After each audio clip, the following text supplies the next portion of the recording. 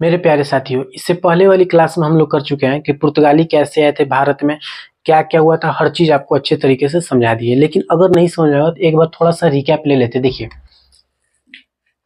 अगर हम मान लेते हैं ये यूरोप है, ठीक है, सपोज दैट करिए यूरोप है, और इस वाले एरिया को मान लेते हैं ये क्या है, साउथ अफ्रीका का ये है, और ये मान लेते हैं हम लोग क्या है, ये इंडिया है, ठीक, सॉरी एशिया है, ठीक है। अब ये यूरोप है और ये साउथ अफ्रीका और ये एशिया। हम आप लोगों को बता चुके हैं कि यूरोप के अंदर ऐसी क्या स्थिति बनी कि यूरोप के कंपनी जो थी, यूरोपियन जो कंपनी थी, वो बाहर निकली खोज में। ऐसा जरूरी थोड़ी है कि एशिया ही के लिए वो एकदम निकले थे। समझिए इस चीज को। यूरोप में जो था, पुर्तगाल जो था, यहाँ पर आपको बता चुके हैं कि यूरोप के अंदर पूंजीवादी जो था, सामंती व्यवस्था जो था, वो उससे लोग प्रतिस्थापन होकर किस में जा रहे थे, पूंजीवाद की ओर जा रहे थे।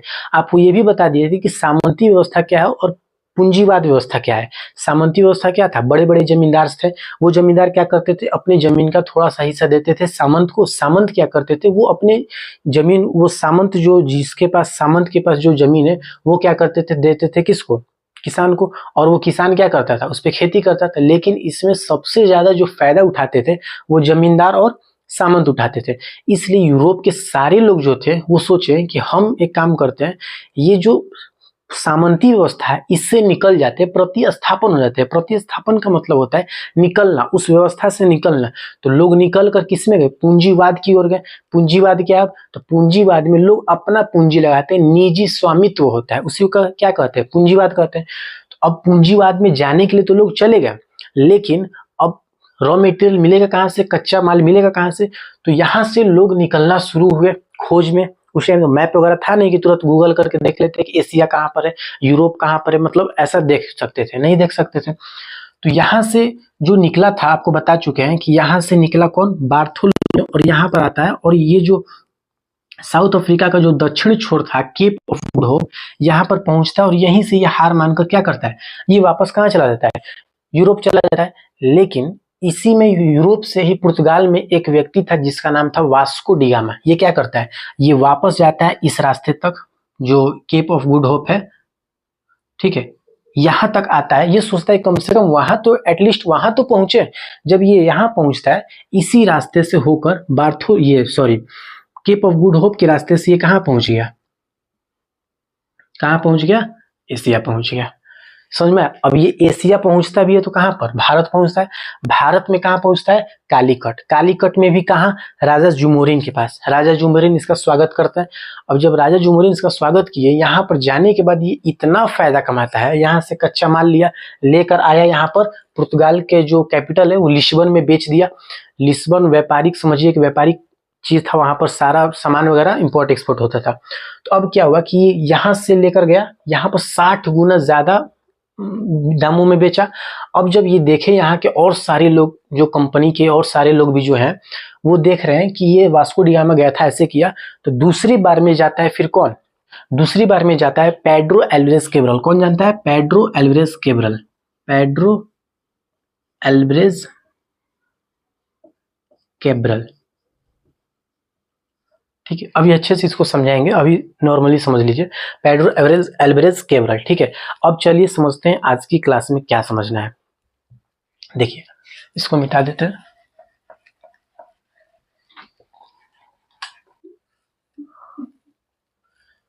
देखिए, सबसे पहले वास्को डी गामा गया,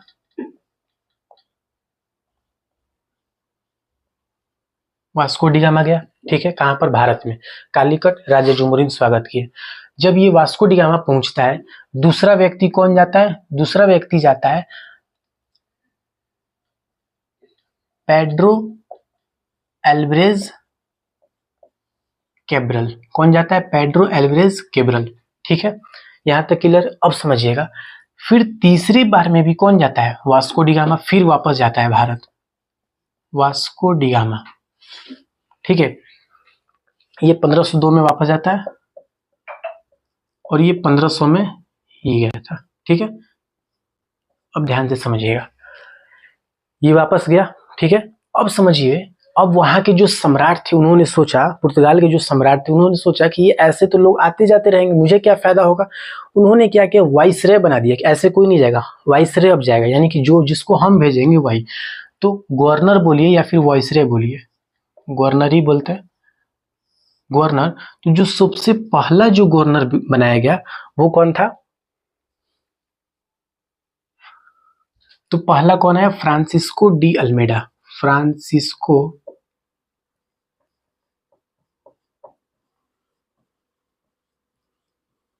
कौन है, फ्रांसिस्को डी अल्मेडा बनाया गया क्या, गवर्नर।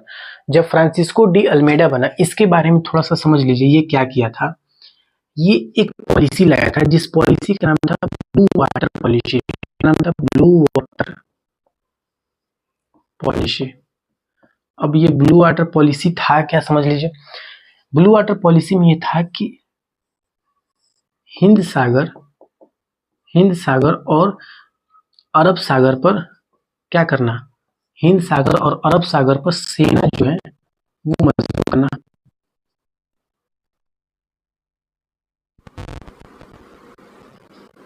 हिंद सागर और अरब सागर पर सेना क्या करना, मजबूत करना।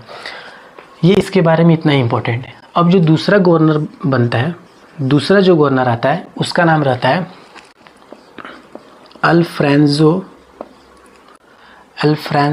D Albuquerque. इसमें थोड़ा सा इंपॉर्टेंट है, इसको देखिए अल्फ्रांसो डी एल्बुकर्क को वास्तविक वाइसरॉय या फिर गवर्नर माना गया। क्या माना गया, वास्तविक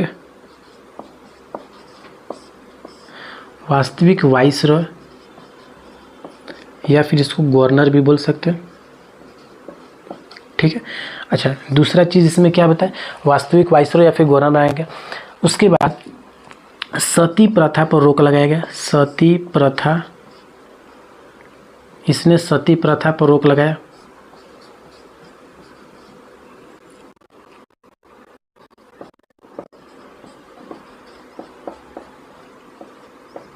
सती प्रथा पर रोक लगाया। इसके बाद ये क्या करता है, ये भारतीय महिलाओं से विवाह की नीति लाता है। भारतीय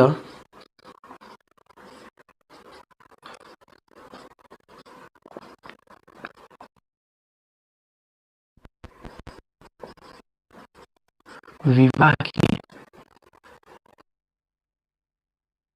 इसके बाद ये क्या करता है, इंपॉर्टेंट है, 1505 में क्या करता है, बीजापुर के जो शासक थे, यूसुफ आदिल शाह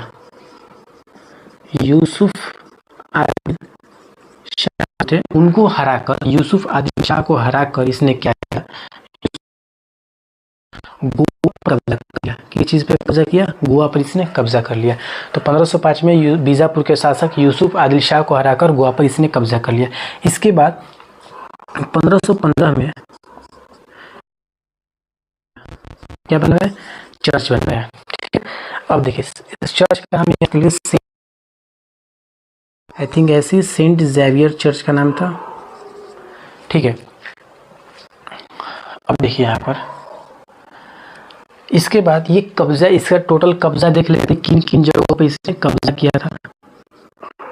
अगर बात करें हम लोग 1511 में मलक्का पर कब्जा करता है। 1511 के बाद 1515 में कुसुम पर कब्जा, 1531 में कब्जा कर लिया, 1531 में चाउल पे कब्जा किया। उसके बाद 1532 में दिल्ली पर कब्जा किया। 1532 के बाद 1534 में सालसेट पर कब्जा किया। 1534 में ही इसने बेसिन पर कब्जा कर लिया। ये बहुत इंपॉर्टेंट, इससे क्वेश्चंस बहुत बार पूछा है। 1534 में बेसिन पर कब्जा कर लिया। इसके बाद इसने अभी भी नहीं माना, अभी भी ये नहीं माना। अब क्या किया देखिए, 34 में बेसिन पर कब्जा किया। उसके बाद ये याद रखिएगा, 34 में बेसिन पर कब्जा, जावा, थाईलैंड, कोलंबो के संचाओ द्वीप पर कब्जा। पेपर में सवाल पूछा है कि बताइए कि संचाओ द्वीप पर कौन कौन से कब्जा किया था। तो जावा, थाईलैंड, कोलंबो, एक चाइना भी ऐड कर लीजिए, चाइना। ठीक है, आई होप यहाँ तक आप लोगों को क्लियर होगा। इसके बाद जो तीसरा बनता है, इसको देखिए एक बार फिर से इसको समझा देते हैं। सबसे पहले वास्को डी गामा आया, उसके बाद पेड्रो एल्वारेज कैब्रल गया, उसके बाद वास्को डी गामा फिर वापस जाता है, गवर्नर नियुक्त हुआ, गवर्नर बनाया गया। पहला गवर्नर फ्रांसिस्को डी अल्मेडा को बनाया गया। फ्रांसिस्को डी अल्मेडा जो था वो एक ब्लू वाटर पॉलिसी लाया था। ब्लू वाटर पॉलिसी क्या था, हिंद सागर और अरब सागर पे नौसेना जो था, सेना जो था उसको मजबूत करना। ठीक है, इसके बाद अल्फ्रांसो डी एल्बुकर्क दूसरा गवर्नर बना, इसको वास्तविक वाइसरॉय या फिर गवर्नर बोला गया। सती प्रथा पर रोक लगाया इसने, भारतीय महिलाओं से विवाह की नीति लाया इसी ने। 1505 में बीजापुर के शासक यूसुफ आदिल शाह को हराकर गोवा पर कब्जा कर लिया। उसके बाद 1515 में एक चर्च बनाया जिस चर्च का नाम था एसटी ज़ेवियर चर्च। उसके बाद कब्जा कहाँ कहाँ किस किस क्षेत्र पर इसने कब्जा किया था। 1511 में मलक्का पर कब्जा, 1515 में कुरसुम पर कब्जा, 1531 में चाउल पे कब्जा, 1532 में द्वीप पर कब्जा, 1534 में सालसेट पर कब्जा, 1534 में ही बेसिन पर कब्जा। उसके बाद जावा, थाईलैंड, कोलंबो, चाइना के संचाओ द्वीप पर भी कब्जा किया। अब देखिए, अब ध्यान से समझिएगा, थोड़ा सा इसको मिटा लेते हैं।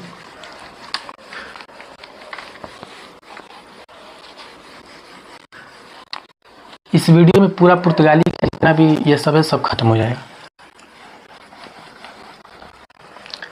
देखिए जो तीसरा आता है,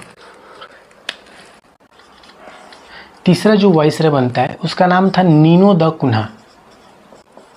नीनो द कुन्हा, इसको सबसे महत्वपूर्ण वाइसरॉय माना गया। सबसे महत्वपूर्ण वाइसरॉय किसको माना गया, नीनो द कुन्हा को। अब ध्यान से समझिएगा, कुछ इंपॉर्टेंट पॉइंट्स लिख लीजिए।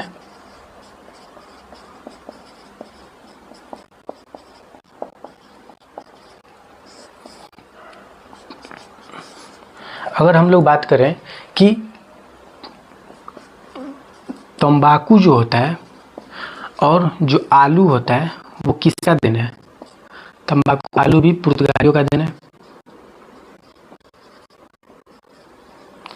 अगर बात करें हम लोग एक और पॉइंट का, जो कि है आपको प्रिंटिंग प्रेस। प्रिंटिंग, अगर प्रेस की बात करें, इन्हीं लोगों ने दिया, पुर्तगालियों ने दिया। प्रचलन में जो लाया था पुर्तगालियों ने ही प्रचलन में लाया।